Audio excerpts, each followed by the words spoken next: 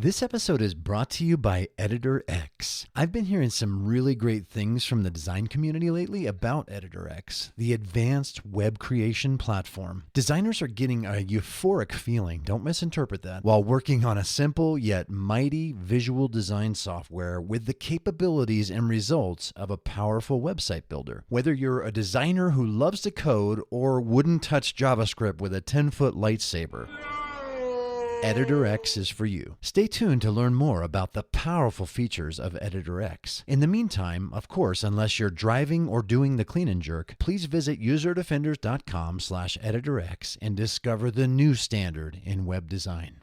Document your struggles, the problems you encountered, how you were able to innovate to overcome those. Those are great stories too. And what you learned, how you grew as a contributor, as a designer, as a thinker.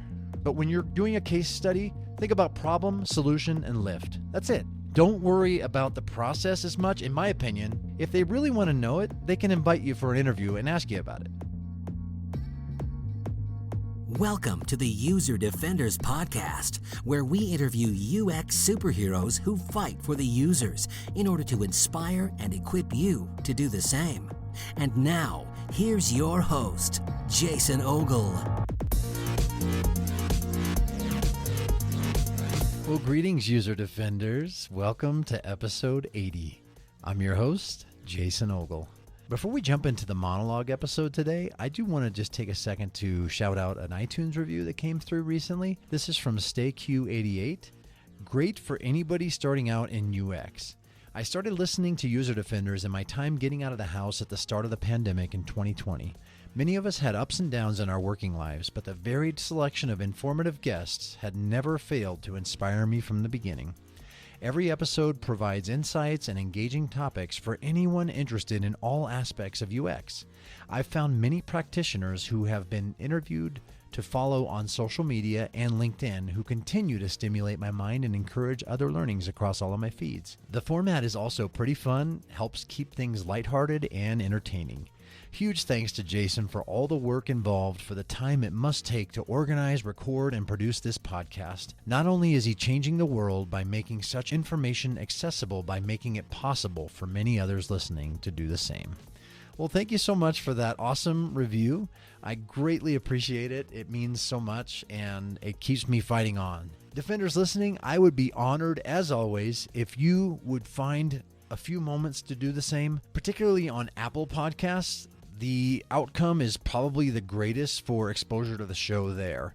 So if you have the ability, I would greatly appreciate it. And thank you in advance. This is the last episode of this season before my nice long holiday break. We'll be back in 2022, God willing, with some more awesome design content for you. With that, I do want to wrap up this season and this year with a monologue episode talking all about landing a job in UX. And there's been kind of a theme there, as you know, Defender. The last episode was a special one as well. It was a spotlight on listeners who just landed their first job in UX. So I thought it would be great to round this out with a monologue called Everything I've Learned So Far on How to Land a Job in UX. I don't know how long this is going to be, but I'm going to spend some time just riffing on everything that I've learned so far. And I sincerely hope this is valuable to you. I hope you can gain some really good nuggets from this and inspiration and ammunition in this important search that you're on, or likely on now. Maybe for the first time, just like Jordan and Joel in the previous episode, and they just got their foot in the door. So you may be there, or you may also be more of a veteran. You may have been working in this field for a decade or two. This information is helpful, whether this is your first job or your 15th, because we are all, every single one of us, if we work for somebody else, we are one conversation away from needing this information. I am excited to share everything I know so far on landing a job in UX. So let me kick things off with a quick backstory. Toward the end of 2019, actually just before the holidays, worst possible time to be told you don't have a job. spoiler alert, I was called into an office and immediately saw one of the VPs of design and also an HR person. And I knew immediately, okay, this is the end of my tenure. I had been at my company for nearly 7 years. I was working for an extremely toxic leader. The first moment I realized that, my goal was to get as far away as possible from this person. An opportunity opened up for me to help out on more of a user experience focused team within the organization. And so what I ended up doing was I ended up moving onto that team and into a user research capacity, which is really out of my wheelhouse, honestly. I've done little bits here and there, but I've never actually taken on that responsibility. But it was a good stretch for me, and I learned a lot in a short amount of time, was able to conduct some important research. I found myself sort of in limbo because there were a lot of changes that were actually beginning to happen on this new team that I was on, new leadership, and you know how that can happen. It's happened to me before. You get hired by a specific leader, that person leaves, and a new leader comes in, and maybe they don't like you for whatever reason. Maybe you're not a yes man or yes woman, and they have an ego trip. This is a true story. And they don't like that. And maybe there's some ageism issues. That happened to me too at the same place.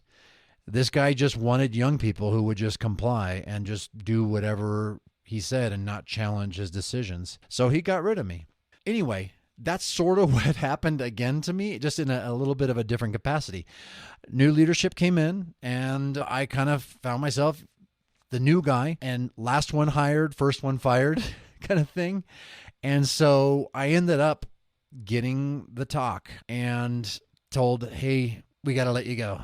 And so, of course, it's always a gut punch, right? Especially when you've been committed to a company for so long and everything. But all that to say, they handled it extremely graciously with me and gave me I think 2 more months to kind of wrap things up and gave me time to even work on my portfolio, got the severance and everything. So I was super grateful for how they handled that. It was a just total pro way to do things. And companies listening, I know you have to lay people off. I know it's business. It's not personal, but it certainly feels personal to the person being laid off.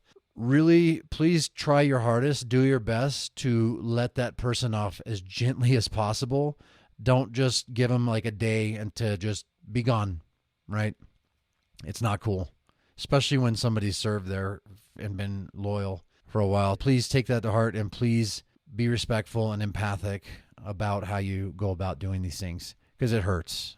It just does. It may not hurt you because you still have a job, but it hurts the person being told they no longer have the means to provide for their family. So the very beginning of January 2020, before the Great Plague, I found myself in transition. It had been 7 years nearly since I had to pound the pavement. And all of a sudden, here I am. I'm like scrambling to get a portfolio together. And you've heard me talk about it before. My website, I wanted to hand code it. And it's still not done.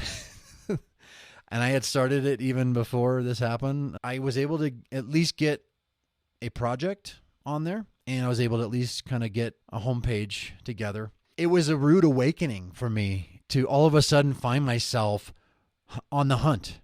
To all of a sudden find myself searching for work. And I really, honestly, I felt like a fish out of water. That's the best way I can put it. It's been a long time. I didn't know what the market was like. And honestly, even in 2020, the supply of designers, I felt like, was much higher than the demand. It's been a journey, and I'm very grateful that my transitional period was only about a month. Honestly, I've been in transition for a year before, and that sucked. That really sucked. That was hard. And I was able to thankfully do some freelancing in the midst of that, but man, it's hard. I have empathy for you, having been in your shoes not long ago. So before I jump into really giving you as much information and knowledge that I've learned about landing a job to date, I really want to actually take a second here to sort of challenge you. And I honestly don't do this, and I haven't really done this before. I want to ask you sincerely, and I want you to ask yourself, do you really want to do this? Do you really want to do this? I was reflecting on this a little bit, and I love this stuff so much. Obviously, I love this work. I love talking about it. I love talking to others about it. And I love inspiring new designers. It's one of my favorite things. And honestly, I never get sick of hearing when you tell me, thank you so much for what you're doing because of your podcast and this information that you shared and your guests shared. I got my first job in UX. I never get tired of hearing that. But I realized something about myself in reflection, and particularly before even thinking about doing an episode like this. I found myself really reflecting on how I can tend to possibly over-glamorize this field and only talk about the great parts. And that sort of stopped me in my tracks, and it made me want to take a step back and try to make sure that I'm honest with you, that even though this work is really, really awesome, it is really, really challenging. And it can be very trying. It can be very stressful. It can be deflating. I'm going to take a few minutes here, and I'm going to challenge you. I'm going to challenge all of us, especially defenders, especially you who are trying to get your first foot in the door, that you haven't worked in this field before, but you have done enough research. You've listened to this show, maybe listened to a few episodes, and they're inspired you, and I'm glad for that.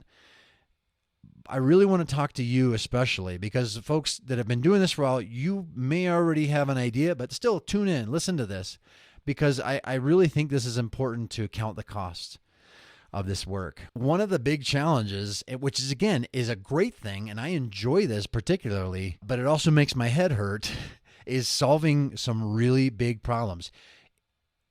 UX is all about problem solving and trying to make life better for people you've never met. Think about that. There's a lot of sacrifice, and that's why I say it 100 times, but the superhero metaphor really works in this field because you are laying yourself down for people you probably have never met and you may never meet in your life, but you have empathy for these folks because you're trying to help them. You're trying to solve a problem they themselves cannot solve on their own. That requires a lot of effort, especially the big problems. Small problems are easy and they're fun to solve. The big problems, it'll make your head hurt. And honestly, sometimes it'll make your heart hurt. Okay? So I want to put that out there, especially if you're working on complex software, which thankfully in my new job, I am doing a lot of that. So it's exhilarating and it's incredibly intimidating. Think about that. If you love solving problems, if you fall more in love with the problem than the solution, keep listening and keep pursuing this work because I believe you're going to do well. And I believe we're all going to benefit from that, from you being in this field, working. The other thing I want to say, you have to be okay with ambiguity. And you have to get comfortable with not having all the answers. And then here you go. I'm wearing a shirt right now that says your ego is not your amigo. That's honestly one of the pillars of doing this work and getting into this field. You got to check your ego at the door and you got to leave it there. Okay. If you don't, you're going to have a lot of problems in this field. And if you're a leader, God help you and God help the people that are serving under you because you're going to be a terrible leader. You got to be okay with admitting you do not have all the answers because you don't. And be willing to take it a step further. You need to be willing to find those answers wherever you can. And here's a great response. If somebody asks you, do you know this? Or like kind of looking to you to have the answer. If you don't know, be honest and say, I don't know the answer to that, but I can find out. Right? We have the canon of the world's knowledge in our pockets now. We can find out the answer to pretty much anything, I think. To be successful in this work requires immense humility and confidence. It's a really interesting dichotomy, but it's possible. It's hard, but it's very possible. Because again, this is not about you. This is about solving other people's problems and providing valuable service, not shining a spotlight on how awesome you are. I'm sorry. If that discourages you and you want to showboat and you want to be the one in the spotlight all the time, this is not the work for you. That's a hard truth, but it is true. The best products that I've ever worked on and that I've ever seen always involve a team of very different people working together to make it so. If you have introverted tendencies like me, this is another one you're going to wrestle with.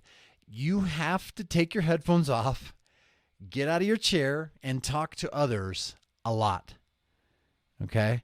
And now in this pandemic age of remote work, that means, of course, many more virtual meetings where you're talking and you can't see the faces and reactions of the folks on the other side. That can be unnerving because not everybody is going to have their camera on all the time, and that's fine.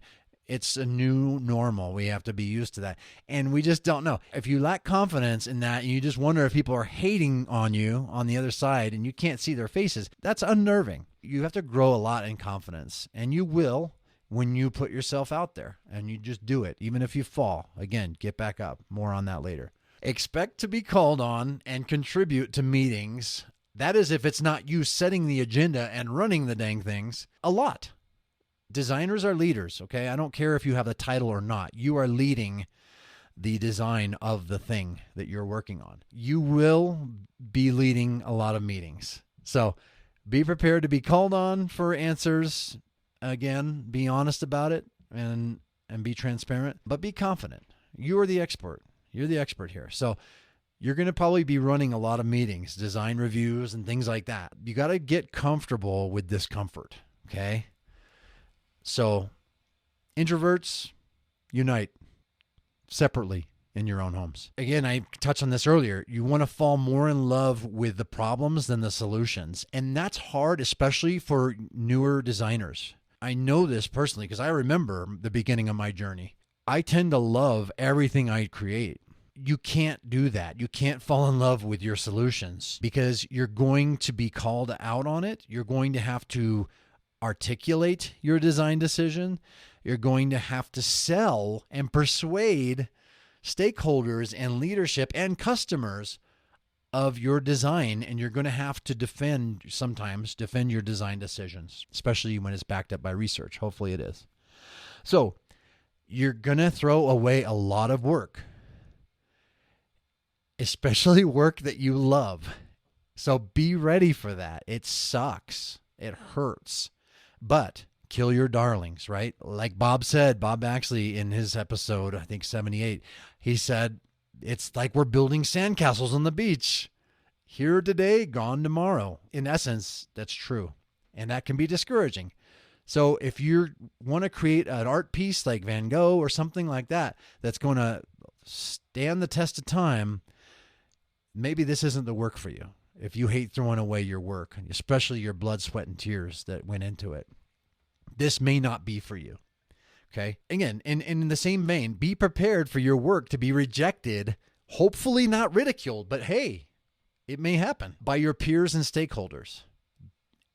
You really have to grow thick skin in this work. That's a fact. Countless iterations, countless refinements of something that isn't even going to last terribly long in the grand scheme of things. Again, be willing to kill your darlings. But also, in light of that, right, the flip side of that coin, be willing to put everything you can into making that the best possible solution for your users, for your business, and for your own sense of self-pride with what you do. Pride in what you do and arrogance are two very different things. So I'm not saying be arrogant about your work. I'm saying take pride in your work because you know what? It's going to be better if you do that. There's a designer out there who wrote this article that said, here's my advice to new designers. If you hate everything you've ever done, you're a designer. I disagree with that. I do disagree with that. I feel like if you don't take pride in everything you do, you've got more work to do. I agree with Bob Baxley's sentiment there as well. So yeah, you're going to probably hate it later because we're designers. We want to make things better. But honestly, if you are shipping stuff that you hate, I don't think you did a good enough job, and you should try to spend more time if you can doing that. I know sometimes our hands are tied with unrealistic deadlines. That's my next point. Sometimes you are up against super aggressive and unrealistic deadlines where you're still expected to deliver great work. That is hard to do. You will learn, the more you do this, you'll learn to manage expectations. The worst thing you can do is to set such an unrealistically high expectation and not be able to deliver on that, and or burn yourself out whilst trying to uphold that standard that you yourself have set. You're going to burn out. I promise you. It's not worth it. I'm sure there's a lot more on the negative side that we can talk about, but honestly, I think that covers some of the major stuff. You're going to run into this. Now, if I've dissuaded you from pursuing this after hearing that, you can stop listening now. Honestly, you can stop listening now. This may not be for you. But if not, if you're like, if I've motivated you, then let's keep going, right? Let's keep going. Let's go into this. We're going to get into portfolio next. All right, let's talk about portfolio. What is the purpose of a portfolio? Well, it's bait for landing your first interview. There's a lot of questions around how many projects should I put in there? And there's a lot of different answers depending on who you ask. I used to be of the mindset that I should just put all of the things I've worked on in my portfolio. And as a result, I had graphic design in there. I had print design. I had flash animations. I had logos. I had web designs, a lot of different stuff. I thought, that's cool. It'll show how well-rounded I am, right? There's a couple problems with this approach. One, you lose a lot of focus with trying to emphasize one really important project that you worked on. And two, you may have work that doesn't reflect your career trajectory, where you're trying to go. I didn't want to be a graphic designer any longer. I didn't want to do print design any longer. If you look at my portfolio, it may tell you otherwise. And so it's, again, having empathy for the recruiters looking at your work. What do you want them to see? What do you want them to know about you? What do you want them to focus on? I came across this really interesting article by Jake Knapp. And this article he wrote is called Build Your Design Portfolio Around One and Only One Awesome Story. That definitely grabbed my attention, so I checked it out and I tried it, and it actually worked for me in getting my current job. I was able to really tell the story of this one project that I was most proud of at my previous position, where I was able to actually not only design and help build, but actually ideate around this product solution. I actually came up with this product idea and was able to pitch it to executives, get buy-in. I mean, this is a multiple hundreds of thousands of dollars of a product build. And I was able to be a part of the business case and everything, the whole life cycle. That was a compelling story I was able to tell. I did that, and again, it worked. So there's something to be said for that. It worked for Jake Knapp because he got a job at Google doing this. Anyway, that's something to consider. I'll be sure to link that in the show notes. I highly recommend checking it out and giving it a shot. Another thing to keep in mind is to treat your portfolio like a screenplay. Now, I mentioned this to Sarah Duty in her episode, Building an Effective UX Portfolio. That's episode 56 in the Land a Job in UX series. I used to study screenwriting a long time ago. I'm still an aspiring screenwriter. One of these days, I'll write one, probably in retirement. One of the major takeaways that I learned is that any of these movies that get made, it's because they grabbed the attention of the producers or filmmakers or studios in the first page. They hooked them. And then they also wrote a great story too. They call that a page turner. But how does that begin? It begins with grabbing the attention on page one, telling a really interesting story. So think about that as it relates to your portfolio. And again, check out that episode with Sarah Duty. It's episode 56. I'll be sure to link to all of this in the show notes as well. Here's another really important thing to keep in mind that I wished I had known earlier on. Document your journey along the way. Now, what do I mean by that? I mean, these projects, this one awesome portfolio story that you want to tell, if you're not capturing data along the way, if you're not capturing the struggles that you encountered, the solutions that you came up with to overcome, how you collaborated with other team members, the lift that this product or app or whatever it is you created made, those things are going to be far more difficult to try to recall later than if you would just capture it along the way. And then here's the other thing. If you have an analytics team, you may not, it's not totally common yet, but it's getting there, I think. If there's an analytics team there, make friends with them. Buy them a coffee, buy them lunch, whatever. They're the ones you're going to want to go to after the fact for data around what you contributed to in your role in this product, in this process. I was able to get some good data from one of my jobs that had an analytics person, and it made a big difference, and it looks really good on my resume. I know it's really popular to put pictures of stickies and Post-its and maybe you in front of those, and that's fine. There's nothing wrong with that. It's just, it's so common now.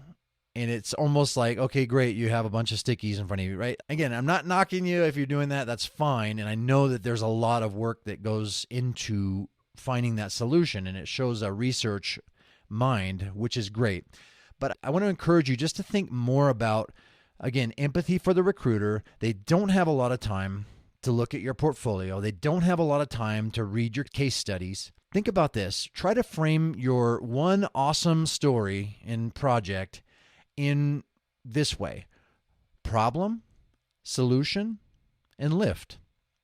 And of course, your role in making that happen. Document your struggles, the problems you encountered, how you were able to innovate to overcome those. Those are great stories too. And what you learned, how you grew as a contributor, as a designer, as a thinker. But when you're doing a case study, think about problem, solution, and lift. That's it. Don't worry about the process as much. In my opinion, if they really want to know it, they can invite you for an interview and ask you about it. That's just my opinion. I just feel like they don't have a lot of time. Keep that in mind. And then how about a call to action maybe at the end that says, hey, I'd love to discuss my process with you. Here's a button. Request an interview with me, right? Why not?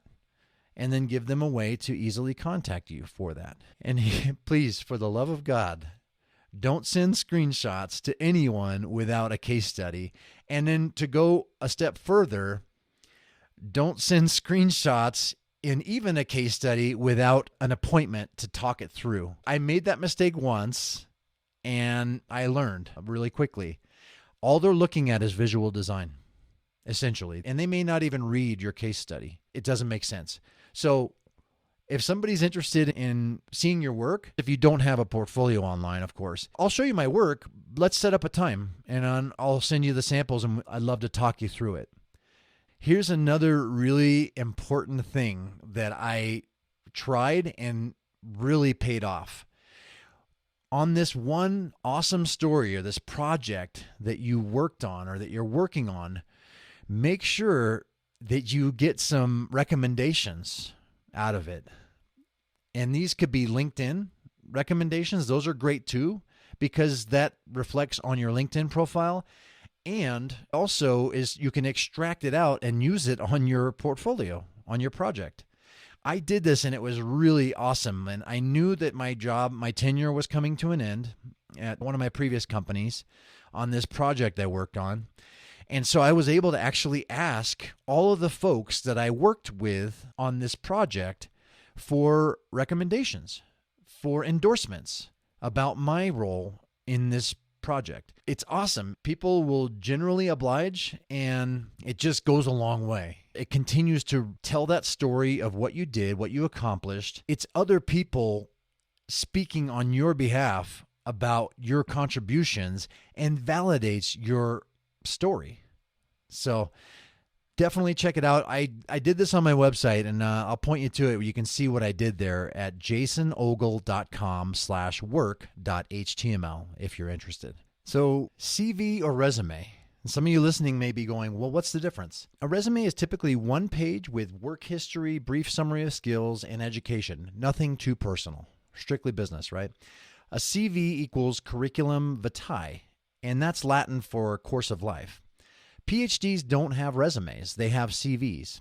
Here's the challenge. Do both, a CV and a resume, and do it on one page. What I've done with mine is I've actually put accolades on the left, and those are podcast episodes, published articles on prominent blogs, etc.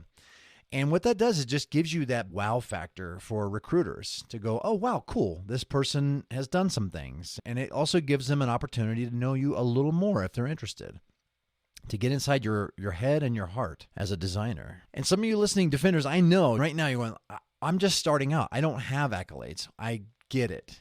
And I would encourage you, don't wait to be invited to be on a podcast or to be published in a blog.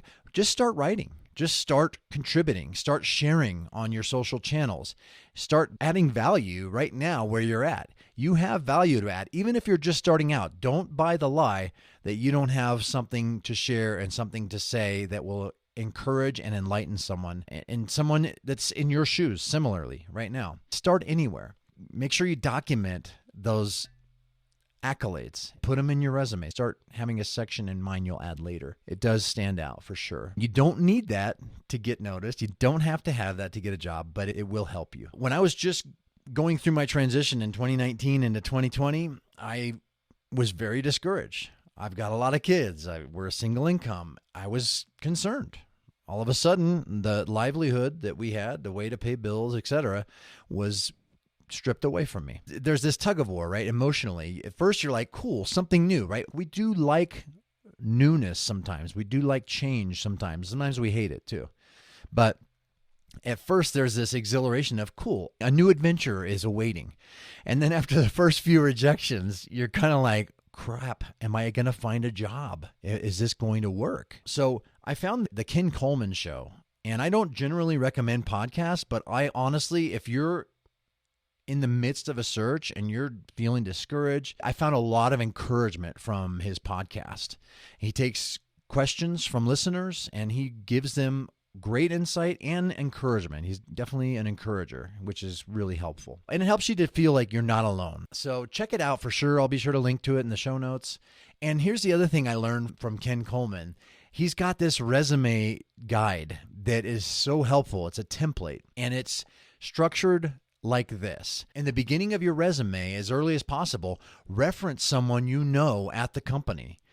That makes a huge difference. If it doesn't land you that first interview, it will definitely get you to the top of the pile amongst the horde of resumes that they're probably getting on this role. So definitely always be networking. I'm going to get into that in a minute. But also when you're putting your job descriptions, your job history, no paragraphs, nobody's going to read that. Just bullet points. Just maybe 4 or 5, whatever. Bullet points of what you did and the success it brought. Simple. So the first time I tried this, it worked. Now, I'm not going to say this is going to work every single time, but I will tell you that I was super encouraged that the first time I tried this at what I thought would be my dream job, it actually worked for me. So I'll tell you the story really quickly. This is a nonprofit organization. They are all about rescuing kids from child sex trafficking. They use technology to do that. I just think that's a super important mission. And so I was looking at their website all the time, and I just never saw any UX design roles. But I kept looking, and I finally found one. It was right in the midst of my transition. I was like, perfect timing.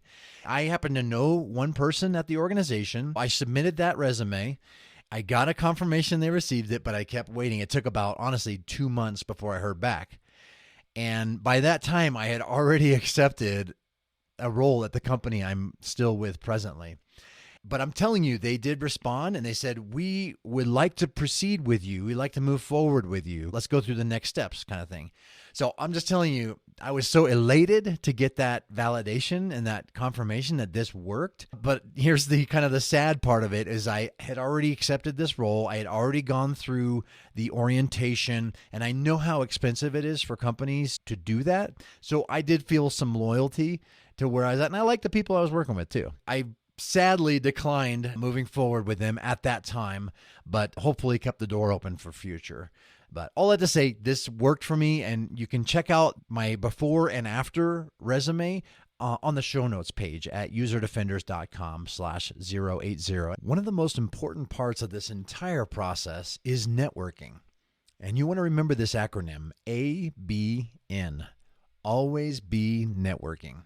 Just as Andy Budd shared in episode 55, How to Get Your Foot in the Door, most jobs that he's hired for have not come from the spray and pray of the resume. It's always been someone knows someone, and someone inside the organization enthusiastically recommends that person. So with that, it's really important to always be networking and dig the well before you're thirsty. And I'm not on Facebook anymore because I kind of hate Mark Zuckerberg. So I deleted mine several years ago. And when I was on there, this happened all the time.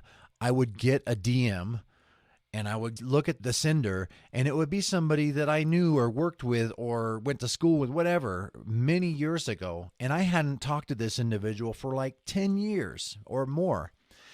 And so there's that initial like, oh, cool. That's neat that this person thought of me and is reaching out. And then you go to open the message, and it's them asking you in just a really canned, impersonal way to like sponsor their marathon or something.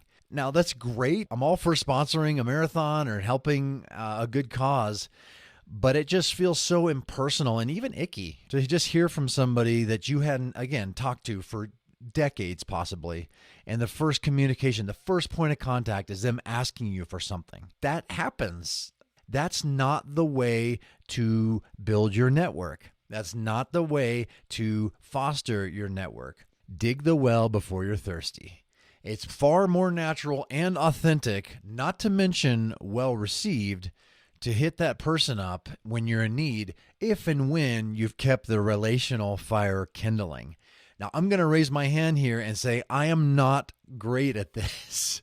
So I'm kind of talking to myself too here. I have more of an introverted personality, so this does not come natural to me at all. But here's an idea. Maybe once a day, go through your LinkedIn or your Twitter or whatever social network that you happen to use the most and have a lot of business connections to, especially I'd say probably LinkedIn. Go through your connection list and look for somebody in there and just send them a note.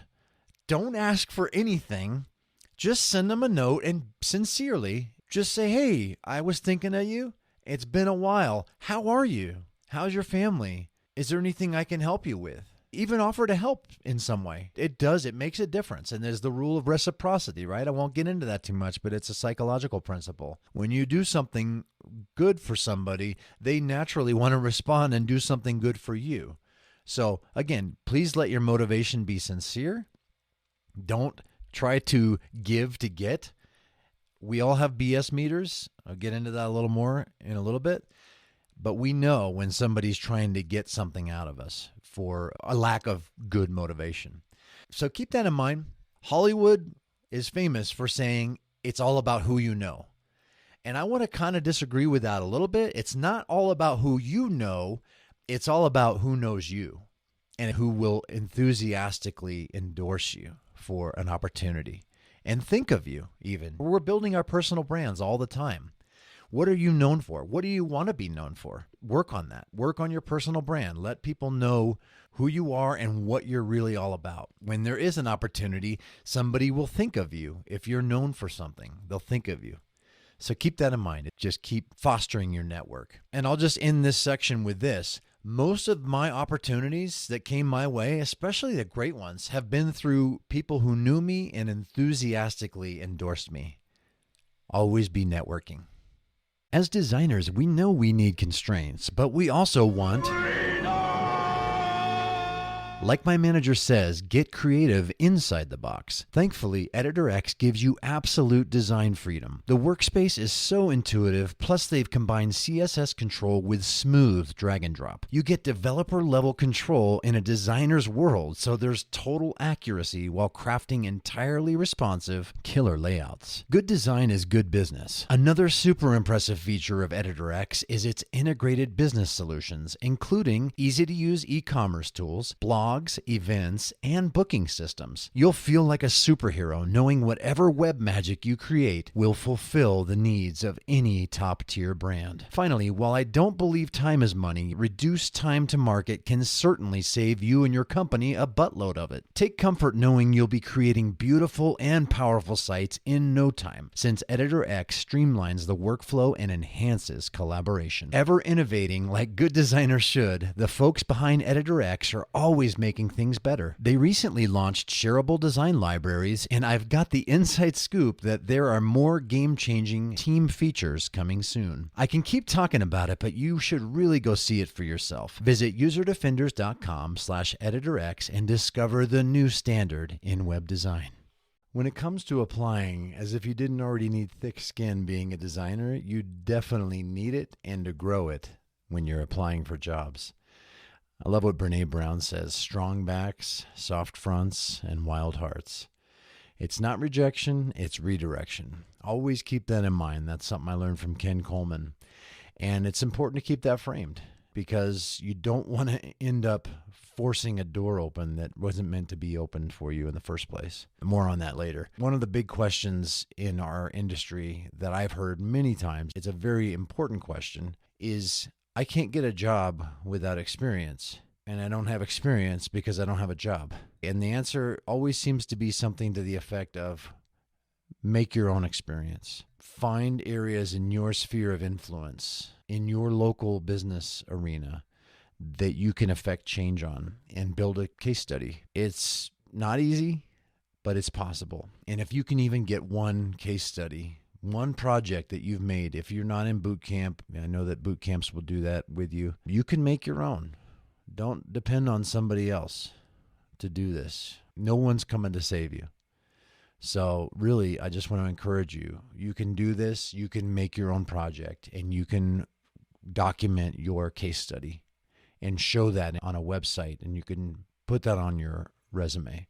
It does count for something. And to me, honestly, if I'm a recruiter, that shows initiative. If I look at your portfolio, if I look at your resume and I see that you actually came up with this project without being told all on your own, to me, that shows a lot of unction, a lot of initiative, and a lot of growth mindset. And I'm attracted to you already. You can apply for what you already have experience in, or you could do something that's the next logical step up.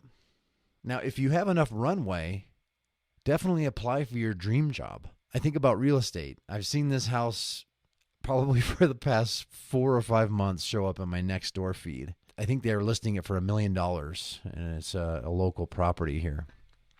I don't think it's worth that much, and obviously neither does anybody else because they can't sell it. So they can't lower it down. I think it's like $840,000 or $850,000 now, but it's still there. So there's something to be said for that, right? If you have the luxury of time, like these people do, obviously, to sell their house at a really high price, then I say go for it. Go for that dream job, honestly. And again, even if you don't have the experience, you will gain experience on the job. And recruiters and anybody in a leadership role hiring for a job inside of design and UX, please listen to me. If the people you're interviewing, if the candidates that are in front of you, if they don't have all that experience that the fluffed up job description is saying they need, can you please look beyond that and think about the potential that this individual would have to come in and actually gain experience on the job? I think that's so lost, sadly, often in our industry. And I understand the reasons for that. Obviously, there's a lot of tight deadlines. And it's hard. We're in a situation like that now. We need more team members, but we don't have the luxury of bringing on a junior at this time. We have done that, and we actually have been able to bring, I think, 3 juniors up when we had more runway, more luxury, less really tight deadlines, and less compounding projects. That was more possible. It's not always possible, I get it. But I think the most important thing, and the thing that gets overlooked often, is potential. Definitely try to keep the potential in mind, okay? So, all that to say, I didn't plan on saying that much about that, but I think that's important. And I do think that if you're in an IC role now, an individual contributor role, and you want to move into management or even a director level role, I think you should. We need more great design leaders. We definitely do. And ones that care about their people and have a servant leader heart.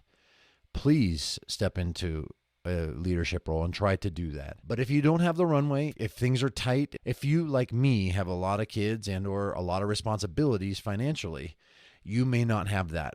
So I say apply for your area of expertise, of experience, where you are now, and then get your foot in the door and work your way up. That's always possible. I'll use my son as an example. He just got a job recently at Target, and the job he applied for, cashier, they didn't need any. So he actually got an automated rejection email. And I love what he did. I love the initiative that he took. He went and took the time to call, to talk to a manager about it, and to see if there were any other areas of opportunity within Target. And sure enough, there was. It was more of like stocking or gathering of carts kind of thing. And so he said, I'll do that.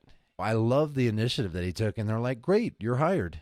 And he got the job, and he's going to get his foot in the door, and he's going to have more opportunity. He's going to be the first to know when there's a cashier opening because he's already there. And it's a lot easier to bring somebody who's already inside, who's already gone through the HR orientation, all that stuff, to get them into that next level than it is to go and find somebody and go through the entire HR process with them. So keep that in mind. Another thing I want to mention, and I remember this like it was yesterday, even though it's been a while when I was applying, there's just a lot of redundancy. And honestly, even applying for like 3 jobs in a day, that can be like 45 minutes, maybe even to an hour, depending on your energy levels and on all the questions that you're being asked. And you will find you get asked a lot of the same questions in this process. And it's really tedious to go and copy, even to find something that you had submitted before, try to find it, because you're drained at this time. You don't feel like thinking a lot because it's just exhausting. Instead of going and try to hunt and peck and find all of this information somewhere so you don't have to think of it every time and use that glucose in your brain, what I found to be super helpful is to use a text expander to have all of these answers pre-canned. And again, I'm not talking about a cover letter. That should always be custom. That should always be personal toward the company you're applying for. But I'm talking about work history. I'm talking about bio. I'm talking about those things that you are repeating over and over again. It is so helpful to have a text expander to just type a few keys and then have this information populate in that field. It saves you a ton of energy. It saves you just a ton of stress, and it's really great. It gets you through the process much quicker. Now, a lot of folks would maybe immediately think of Text Expander, the app, to use for this. I didn't buy that software, and I didn't buy it because I feel like it's a lot of money to use Text Expander. I just looked before I recorded this, and I think it's like $8 a month or something like that. It's a recurring payment to use this software that, in my opinion, is not that complex. I appreciate paying for software, and I appreciate the engineers behind it, but honestly, like if you're looking for a job, you don't have a recurring income, and you can't afford, even $8 a month is a lot for a software to do this. So I will tell you, Atext is the software I use, and I'm a Mac. I think they have a PC version as well. It's a one-time payment. I paid $5 for it, I think. And you get updates, and it's just really helpful. So check out Atext. I'll put that in the link. I don't have an affiliate or anything. I'm just telling you it's helped me a ton, and it's a one-time price versus a monthly price just for a text expander. I mean, how hard can that be? So definitely check that out. And then listen, honestly, heart to heart, Defender, keep yourself refreshed. This is such a draining process, as I was just touching on, and some of you may have even been feeling the pain when I was telling you about just how draining and this whole process can be, trying to keep entering information, trying to convince people of how awesome you are. They should already know, right? It's really deflating sometimes, and then getting told no after you put so much effort and heart and thought into even one application. So keep yourself refreshed. Step away, too, from this. Do something else in between before getting back to it. Here's the other important thing. Reward yourself at the end of the day or at the end of a really long application with a favorite treat or relaxing hobby, whatever it might be. Insert reward here. Go to a movie or a TV show or special coffee beverage, in my case, whatever it might be. Just treat yourself good. Be kind to yourself because you deserve it. And my empathy is with you, okay? You got this.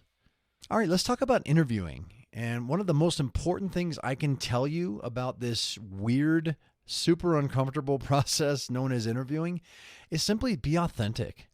Just be who you are. Jordan Burke talked about this in the last episode, and that was one of my favorite takeaways from our conversation. And I believe that really was instrumental in helping her land her first job in UX. We all have BS meters. I've been on the other side of the table many times interviewing potential team members on the design side, and it's unattractive. There's a lot of ego. There's a lot of overcompensation. It's evident, and it's not a good look. Just be yourself. And if you don't know something, admit it. But be sure to add, but I can learn it. Let me tell you a bit of an embarrassing story about landing my first job in UX, which was then more web interactive design 22 years ago now. I had a really awesome portfolio, but no real world client work. And that quickly became evident. But before I even got the job, I was interviewing for an interactive art director role, which is pretty awesome. Like, that's a cool title for my first job and foot in the door. And I thought it would make me look cooler and smarter. This is embarrassing. If I put that I knew Perl script on my resume, CGI/Perl script. Do you know why I said that? It's because I took some pre-written code and I created a web form that sent me an email. So, yeah, I felt really cool about that until they asked me about it in the interview. I got called out on it. It was great. It was the humbling experience that I needed just getting started. They said, "Oh, so you know Perl script?" And I said, "Well, I've done web forms." And so the truth came out, which was good. It just was a bit of an embarrassing journey getting there. So just be honest on the outset. Then you don't have to try to remember what you possibly fibbed about. And then try to make sure that you can overcompensate whenever you are expected to do something that you gave the expectation you already knew how to do. It's not worth it. Don't do it. Okay? I love what Sally Hogshead said, and that's an awesome name. That's really her last name.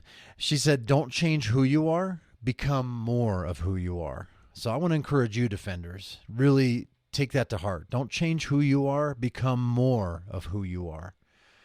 That'll work out so much better for you in interviews. And here's another great tip too. Turn the tables. Have some prepared questions ready for when that door opens, when they say, "Now, do you have any questions for us?" Most likely that will happen, and it's usually at the end of the interview after they've asked all their questions of you. So be ready. I'll be honest with you. It's almost as important as the questions they ask you, if not more. Because it shows that you're thoughtful. It shows that you care. It shows that you're curious. And it shows that you have a sincere interest in this role. I'm more concerned when I'm interviewing a designer and they don't have any questions. Do they not care about this role as much? Because I would rather hire a designer who does. I'd probably end up passing on that person. Are they not curious? Are they not invested in this opportunity? take that to heart, defenders. That's really important. Have some prepared questions. I'll tell you about a couple that I have in a second here, but Andy Vitale, we talked a lot about these things in episode 57. That's a part of the Land a Job in UX series. The title of the episode is Interviewing Like a Boss, so highly recommend checking that out. I'll have links to all of these in the show notes, defenders, so you can check that out. But here's one thing I want to really encourage you to do also is to vet the culture. Please vet the culture of the organization that you will be hanging your hat at, whether literally or virtually. My buddy Justin Dower and I talk a lot about this in his Land a Job in UX episode 58, right after Andy's, and we talk about finding the right cultural fit. I definitely recommend checking that out as well. You'll likely be spending more time with these people than with your loved ones. Make it count. Also, keep this in mind. How you're treated during the interview process is a great indicator of how they'll treat you once you accept an offer.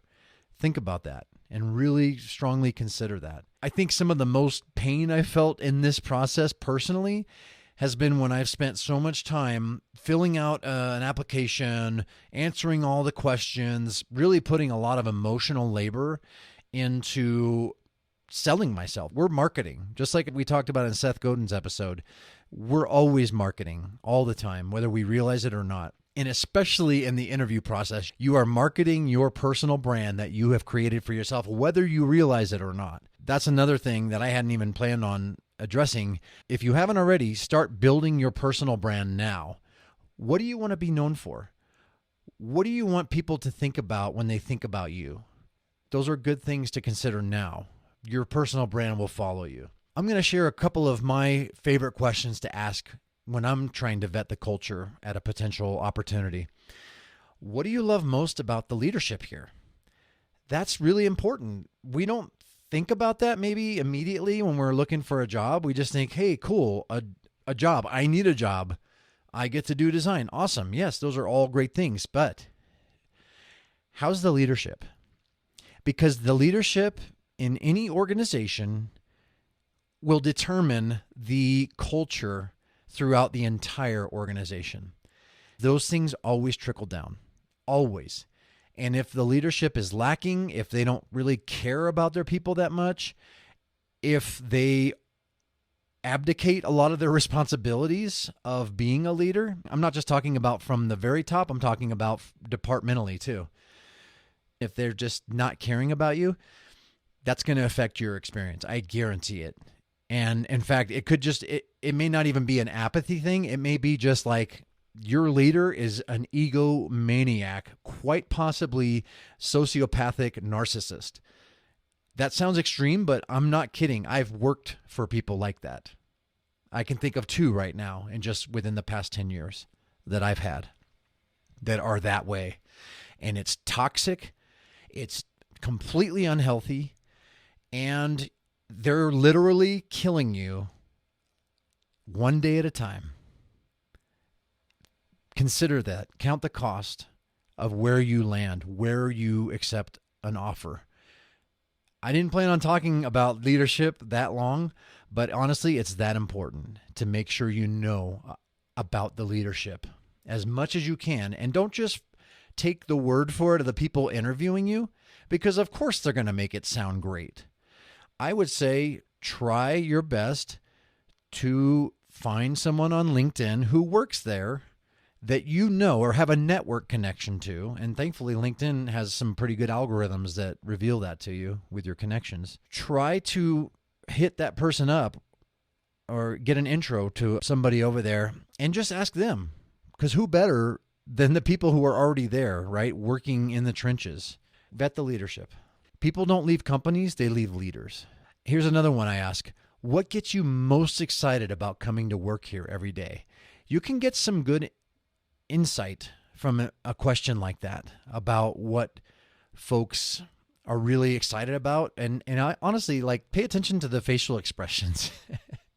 If you have the opportunity, pay attention to the facial expressions when you ask that. And also the hesitancy. If there's a hesitancy, that might be a red flag that they're having to kind of scramble to come up with something to make it look good.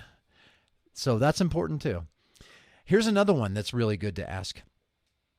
And again, I'm giving you some questions that I ask. I'm not telling you you need to ask these questions. In fact, I would encourage you to try to use these as springboards and then come up with your own questions too. You may have some even better questions than this, but here's another one. What's the collaborative spirit like with design and engineering? That's important, right?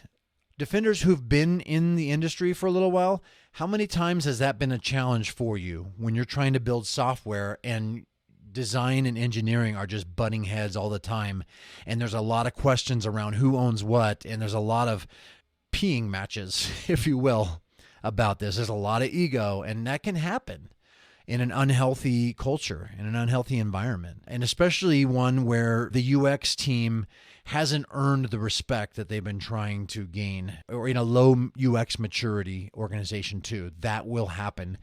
Engineering will generally be the final decision makers on a lot of the design stuff that you're trying to fight for. That's worth considering too. Gauge the UX maturity level of the organization as best you can. Try to find out how long the UX team has been in place and how long the UX leader has been working in the industry. And that's a tough one without sounding a little bit pretentious or whatnot, but it's important to try to find that out too. Here's one more. What's the company philosophy on training and education? And is there a stipend or a budget for these things? That's pretty important, right? This is a good indicator of how much the organization and the leadership values its people. If they're willing to actually put skin in the game and fund your growth, knowing that you will likely eventually leave them and use that somewhere else. It's a good indicator of the amount of trust they have in their people, and again, the amount of care they have for the people there. I'm always concerned if there's no budget or no emphasis and strong philosophy on growth, and also allowance of time to continue to grow. We know this field is constantly evolving. It's ever changing. So if we don't have the opportunity to stay sharp and stay on our game by continuing to learn, we're going to fall behind, and it doesn't take very long for that to happen. So, important things to consider. And it's easy to overlook, especially if you're desperate for a role. Because like Montiero said, staying alive is not a soft skill. Just do your best with this. I know it's tricky. There's no real science to this. There's a lot of subjectivity, again, because every person you talk to is going to have their own bias. They're going to have their own points of view and outlook. And so you're just there, you're being authentic, and you're being honest, and you're keeping your cool, and you're being confident too. The best you can. I know it's nerve-wracking, but be confident the best you can, because they can also see and smell that. And we talk about that again. Check out Andy's episode 57. We talk about some tips on how to calm yourself down in the midst of this nerve-wracking process. The last thing you want is to be doing what you love in a super toxic environment, especially if it's your first foot in the door. It can give you a real false sense of how great this field actually can be in the right culture and with the right leadership in a mature UX-driven organization. Now let's get into negotiating. This is one of those things that's really tricky. And there really is no science to this either, because again, subjectivity, depending on where you live, depending on what the role you're applying for is, depending on your experience, those are all factors that will determine your salary for your role. If you struggle with confidence in your skill set, it's going to be hard for you to ask even what you are deserving in this role. So I want to encourage you right now, don't be swayed by feelings. Go after the facts. If you are lacking in some skills, you can learn that. And if the organization you're applying for is worth its salt, they're going to foster the ability for you to learn on the job. And if they don't seem to do that, pass, move on, find another organization that does understand that you're going to learn on the job. I think it's ridiculous, some of these junior level job descriptions in UX. 5 years experience for a junior level, that's completely unrealistic. So definitely do your best to keep a pulse on the going rate for the role you're applying for in the area you live. Now, with virtual, this doesn't matter as much. This mattered a lot more before virtual workforce was the new normal. So that's one thing that's really, really cool about where we're at presently in UX and in technology and being a knowledge worker. And I'll be honest with you, the best thing, in my opinion, that I've seen come out of COVID is the move to virtual workforce. Trusting your people that they can actually get work done in their home. I think it's so stupid that that was even an objection before. If you can't trust your people, then why did you hire them? If you can't trust that they're professionals and they're going to get their crap done, maybe the problem is you. I'm getting a little fueled here, but it's so true. Thankfully, this is becoming the norm, and I know a lot of folks are going back to work in the office, and that's great. I know that many of you may be extreme extroverts where you're just like, can't wait to get back in around other human beings, and I respect that too. But for the rest of us, it's great that the playing field has completely been leveled as a result of COVID and the opportunities that exist. If you're a U.S. citizen like myself, you could be working virtually in Ireland or Australia. Like, it's kind of mind-blowing, isn't it, if you think about it? And you can be working, if you live in El Salvador or Uganda, you could, and you're not used to making a very high wage because of the economy and the way things are, you could technically be somewhat of the equivalent of a millionaire, I would imagine.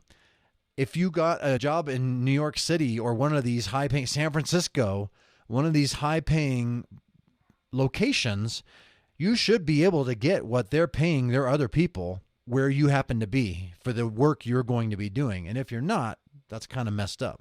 You should look into that. We should talk about that, because I'd love to hear about it too. There may be many of you listening who you're just trying to get your first foot in the door, and I respect you. I respect this journey. I know how hard it is. Keep going. You may be closer than you think. But for those of us who have been in the field for a while and we're going on to our next job, always make sure you ask more than you made at your last job.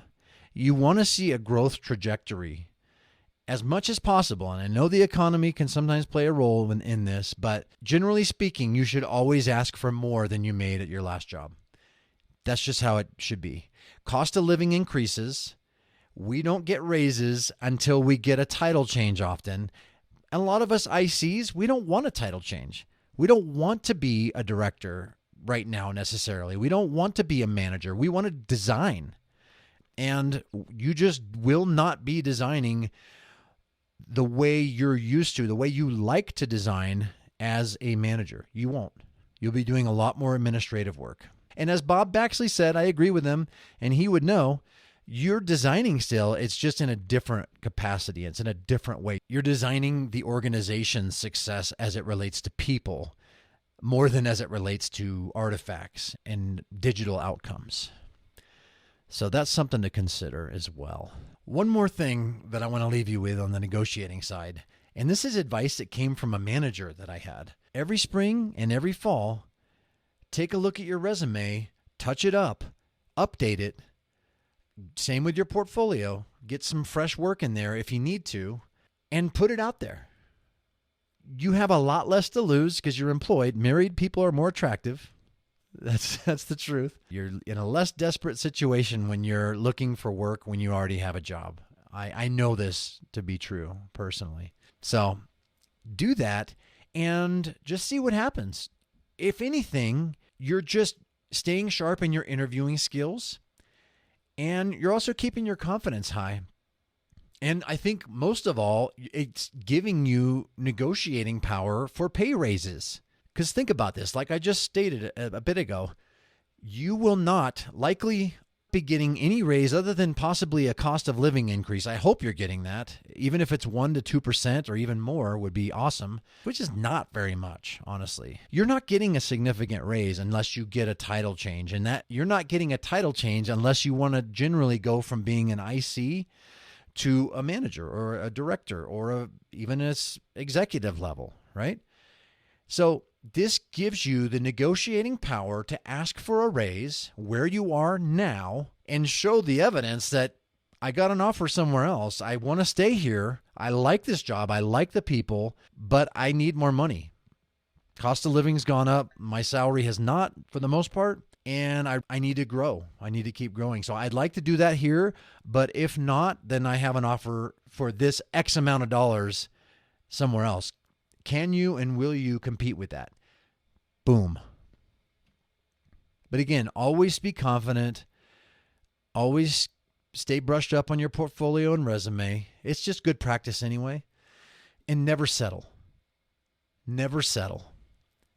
There's a lot of opportunities out there. Design, thankfully, is finally getting the recognition that it deserves within organizations. It took a while. We're still not completely there yet, but we've come a long way, baby. So keep those things in mind, and I hope that is really helpful when it comes to negotiating. So as I start to wrap up here, I don't know how long this has been. It's probably longer than I thought it might be, but I really sincerely hope that every bit of this has been super helpful to you and possibly even instrumental for you in either landing your first job in UX or your next one. And this is here for you now. I hope you'll bookmark this and come back to it as often as you need. I hope you'll tell others about it because I'm confident that the information in here is going to be really helpful to your friends or others that you may end up meeting along the way in similar shoes as maybe you are. Where again, like I say, every single one of us, unless we work for ourselves, we're only one conversation away from needing this content again. I really want you to know that I have empathy for you. I know firsthand, having done this not too long ago, it's exhausting in every way, mentally, physically, emotionally, spiritually. You really do have to have thick skin and steel resolve. But I know you, Defender. I know you have a growth mindset. I know that you have a hunger and passion to learn and grow and to apply yourself with the ultimate goal of making a difference through this amazing, awesome, incredible field. Make landing a job in UX a UX project. UX this stuff, right? That's what we should be doing anyway. We're designers. Design, research, test, iterate, repeat. If you have the opportunity to ask why you were passed on, ask it. If they can disclose it, the reason, you can learn from it and you can iterate again.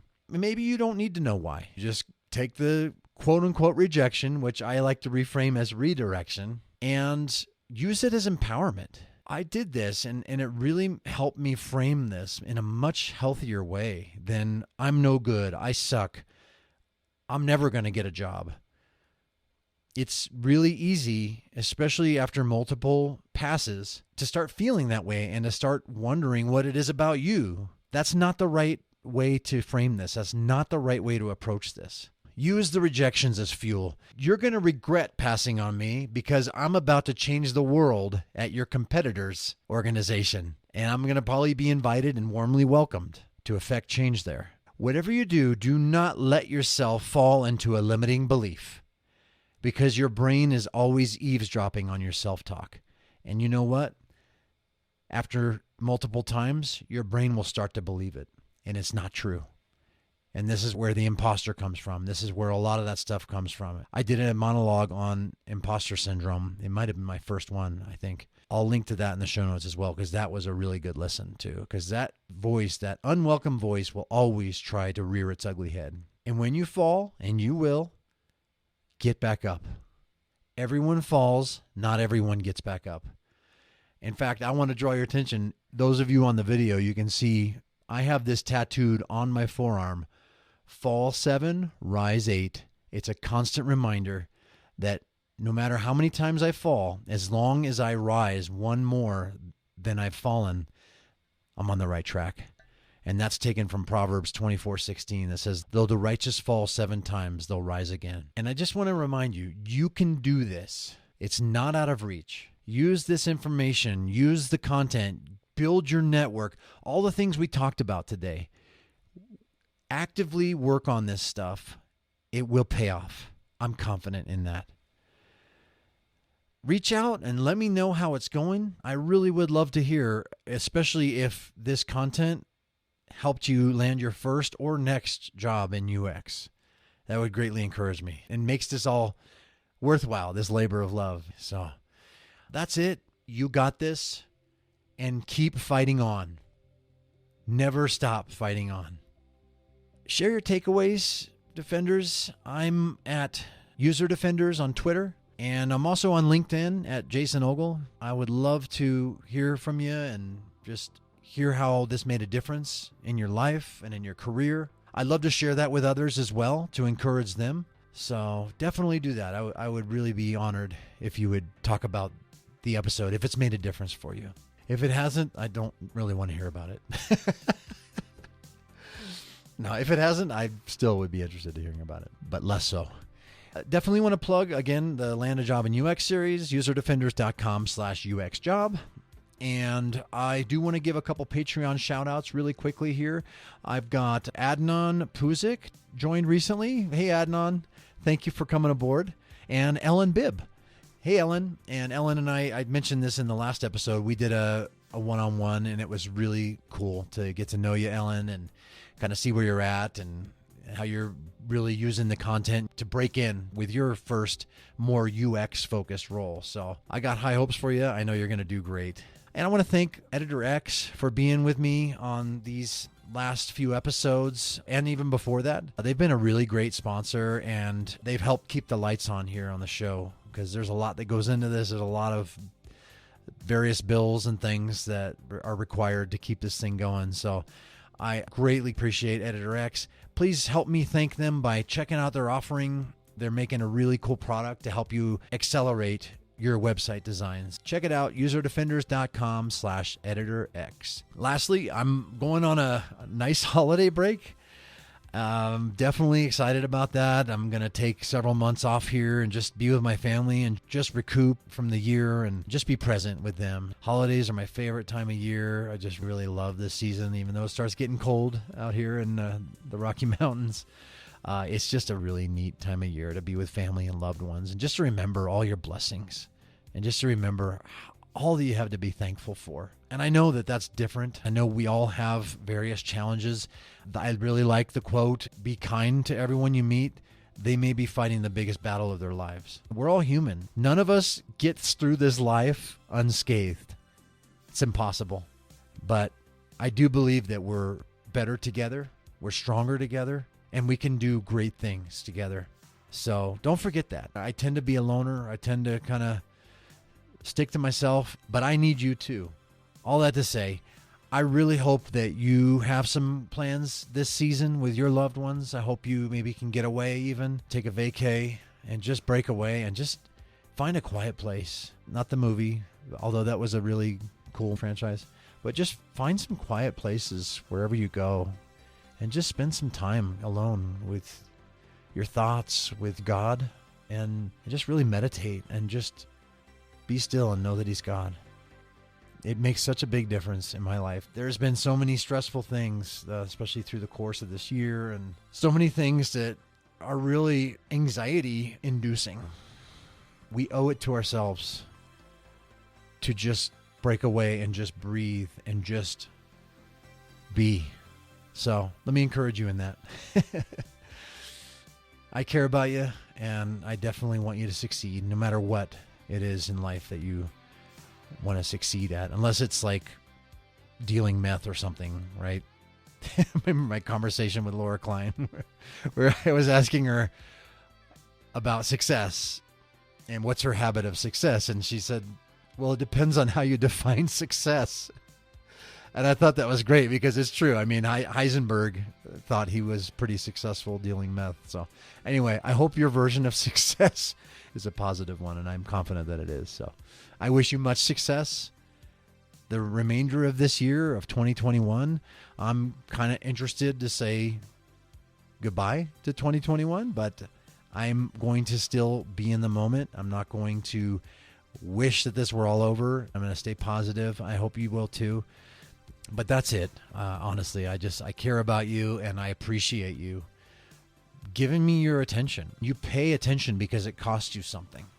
And I know those of you who are even listening now, who have gotten this far, it shows me that you care about this, about me, about the show, about this content. It's making a difference, and that just pumps me up. So thank you, thank you, thank you. I probably don't thank you enough. I wouldn't do this if it weren't for you. You're why I do this. So yeah, take care of yourself, take care of your loved ones, and until next time, next year, fight on, my friends.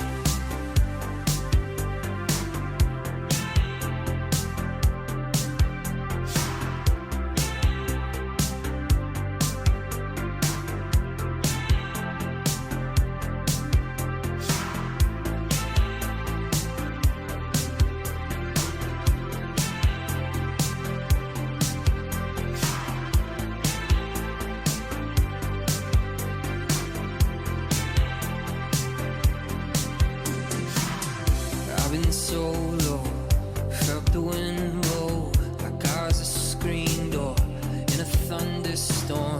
Yeah, I've been down, you've been laid out, but you always were what I came here for.